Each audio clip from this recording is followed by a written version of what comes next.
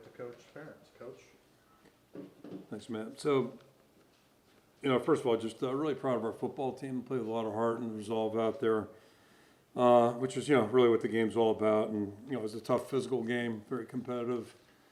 There have been many times we played Northwestern in recent memory where, well, not recent, even I'll go back to 99, where it's not tough. Maybe an exception in 02, but that's about it. So, guys, kept competing out there, working away at it, and just really proud of the team to be 7-2 right now. And, just happy for each other, the way they're playing for each other. Defensively, obviously, played really well. Gave up the one scoring drive. Credit to our opponent on that one. But outside of that, just played really well.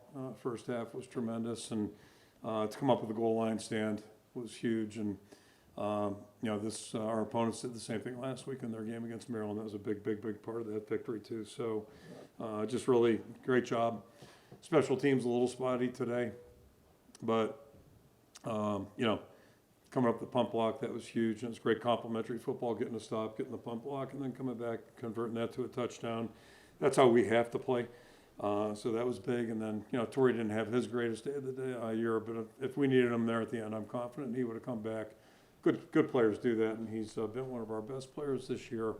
So, and the same thing with Drew. Drew hit that first one off the post, and then ends up basically in the same spot, and nails the winner. So, just, really proud of the resiliency those guys showed. And I think offensively, we did some good things today.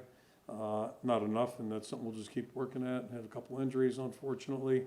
But, did some really good things as well. Moved the ball. I think we left probably about 9 points out there in the first half, which, if we're going to win moving forward, we're going to have to learn how to convert those things a little bit better and do a better job there. But, certainly did some good things in the second half, and obviously the last drive. Did what they had to do to get the ball down there and give Drew a chance to nail it. So just happy about that. And then, last but not least, just appreciate our fans turning out the way they did. It's probably a little better experience for the fans, quite frankly, than the participants as far as logistics. It's cool to be in Wrigley Field. I'm not minimizing that. Appreciate history, but hoping as we move forward that the league comes up with a policy where both teams have to co-sign. Seems like that'd be a fair thing to do, and I imagine somebody's probably thinking about that now. So, but all that being said, we're going home happy. I got 7 wins, and that makes the bus ride a little bit easier for us. So I'll throw it out for questions. Kirk, this is a trying week for everybody with the program, yet your players seem to respond the way they always do. What was the message to them throughout the week, and how do you think that they took the message and then put it and did the job that they needed to do? Yeah, I think you saw tonight how our guys are and how they operate. Talking August about bumps in the road. It's one of the factors in any season. Kind of falls in line. Our best guys got to play their best. We need stories, and then I think it's true for anybody, whether it's football or life. How are you going to respond to things that you're not wild about, things that you didn't anticipate, things you can't prepare for? How are you going to respond to that? And it's just life. So again, I go back. We've whether it's 1981, my first year here, or however many years this is later. A lot of really quality people involved in this program over time, and best part of my job certainly has always been working with great people, and I feel the same today. And the way the guys responded today, just really proud of them, because there's nothing easy out there. There's nothing easy this week, but you deal with it and you move on, you push forward. That's what you do, and that's what we encourage our guys to do. Dwight D. Eisenhower, the outlook's always forward, so straight ahead. You talk about the mental toughness of Drew Stevens to miss that kick and have basically the same attempt and then drill right down the middle. Yeah, if you play any position, but certainly skill positions, those guys are a little bit like relief pitchers. They come in and have to perform. And, part of that is understanding you're going to fail. It's just part of the deal. Nobody wants to, but it's part of the deal. If you're a tackle, a corner, wherever, who blew that coverage, or the guy gave up a sack. So you have to have that kind of mentality where you can move on. Learn from it and then just put it behind you and keep going. And Drew's done that earlier this year too. Those 2 misses earlier and then came right back, and was true. So and Torrey would have been the same way. Next punt he would have nailed it. I'm confident in that. So you had confidence in it. You didn't try to throw the ball downfield and get a little bit closer. You fairly conservative because you thought you could make it from there. Yeah, I think we're just inside the 40, and stretching at 36, 38 today probably would have been not comfortable, but realistic. And then, the goal is to get it inside the 35. So, had the clock working for us. So just wanted to, try to make sure we had everything under control. Offensive line, banged up. Can you talk about Deacon, or not Deacon, Yeah. Logan and everybody else? Yeah, I mean, they've got a couple guys banged up, so we'll see what it looks like tomorrow. But it made the challenge a little bit more steep. You lose Logan, one of our best players on our whole team, on a leader, so, but again, credit, Tower jumped in there and did a really good job. I think he had one holding call, but no exchange issues. Ball security is a lot better today than last time out, so, and the center touches the ball every time. He's more important than the quarterback in that regard. So it just, here's the guy coming in cold and played pretty, helped us function and played well. So, we'll see where it's all at. Kirk, what were some of the logistical issues playing here versus, when you go to Bryan Field? Yeah, I'm just glad none of our players had to run like a 9 route down that far corner down there. You drive into Chicago, you get all these malpractice, attorneys advertising on the billboards. I think 6 of them were seated right up there, and they're going to give out business cards if anybody hit that wall. And I'll burn some clock here. So when I was a kid, I know as the Redskins, can't tell you who they were playing. John Jefferson went to Arizona State, was running a 9 route. I think it was RFK Stadium or whatever the hell it was. It was an older stadium. Hit that wall full speed. The wall won. He got up. He was fine. But you got to be worried about stuff like that. And I think that's a consideration. The fact that we had 2 teams on the same sideline, in the name of revenue, I suspect. It would have been a little bit better logistically to have both teams like a normal game. So, it's cool to be in a historic place. I'm not minimizing it. It's even cooler right now. The lights are on out there. You think about the players that have played here in the history of baseball, the great players. It's all cool.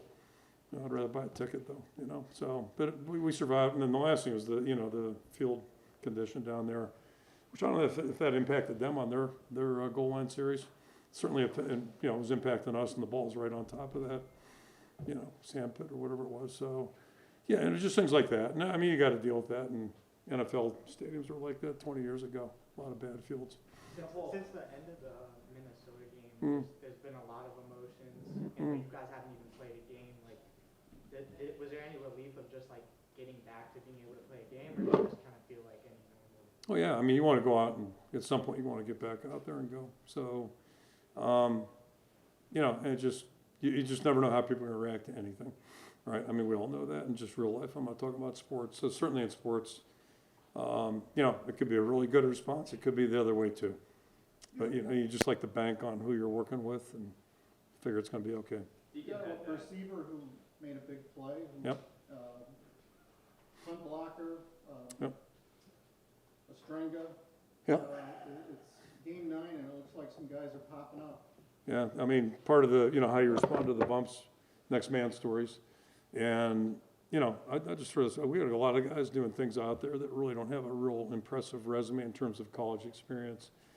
Caleb, last year's his first year playing receiver, and I think he was on the scout team. He wasn't with us, but he was a high school running back, a really good one. But, you have to learn how to play a position. Strang is a second-year guy. Ontario, basically was injured here, but he's learning on the run.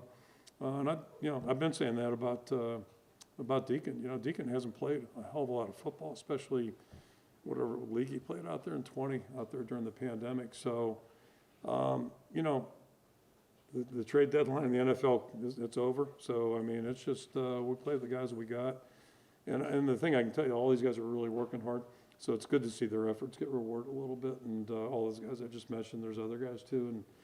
But that's part of it. Now we got a couple other guys hurt, so other guys got to jump in and get it done, help out. Couple more questions. With Cooper DeJean seeing some time on offense, what kind of went into the decision to try that out, and is that something that people can expect to see kind of consistently moving forward? Well, we'll see. I mean, I can tell you what the fear is. Is we only got one of them, and take him out of our defensive equation. I think you guys have figured it out right now. We're probably a little better on defense and special teams, and offensively we're trying to move the needle forward and what have you. So, but you take a key player out, just like you take Lachey or Eric All out, things change. So it's a decision you got to make, and you got to try to weigh and measure. And hindsight's gonna be a lot better, no matter what. But we could have done that with Micah Hyde. Could have done that at Cooper. I mean, we've had several guys like that, but it just, you know, you gotta be smart and think about the big picture. Deacon had that first half interception, I think a fumble that got recovered, but then he comes back, has that touchdown pass, has that pass to Caleb Brown on that last drive. Just thoughts on his performance? Hopefully it does a lot for his confidence. And again, coaches can't hand confidence to guys. You just can't do it. You can't buy it. You can't go to the store or on the internet, and, you know, social media buddies can't give it to you. So hopefully it'll help his confidence. Because, yeah, the interception is not a good play, not a good throw, not a good decision. And I'm not trying to slam him, but he knows that. Like, it was just a bad play. And then the strip, you know, it takes more than, ball security is usually more than one guy. But to come back in the second half and do some of the things he did, that's really encouraging, and hopefully this will give him a little confidence. And, you know, life's a lot different if we can complete a couple 20-yard passes, things like that.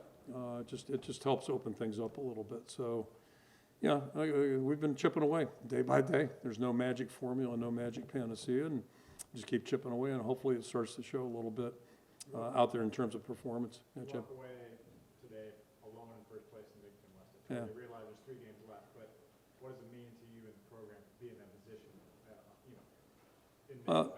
Yeah, as far as the conference, I mean, the whole month of November, college football, if you're in college football, the month of November really defines you, just like NFL used to be December. I guess now it's December, January. They keep pushing the schedule back. But, you know, you find out what's what, who's who, and that's usually how you get remembered. So somehow, some way, you got to find a way in November. And this is 1 out of 4. It's a 4-lap race right now. So it's 1 out of 4, and happy about that, and just happy to be at 7. We'd rather be at 9, but we're not. And we're not looking back. We're looking that way. So, you know, we'll enjoy this on the 4-hour ride home if we can get out of Chicago without a big delay. I'm pretty sure our fans aren't going to be on the road. They're probably having a good time right now. So, you know, hopefully we drive right by them, and, you know, we'll enjoy the ride home, and then see what things look like tomorrow. All right, thank you, Coach. Thank you, guys.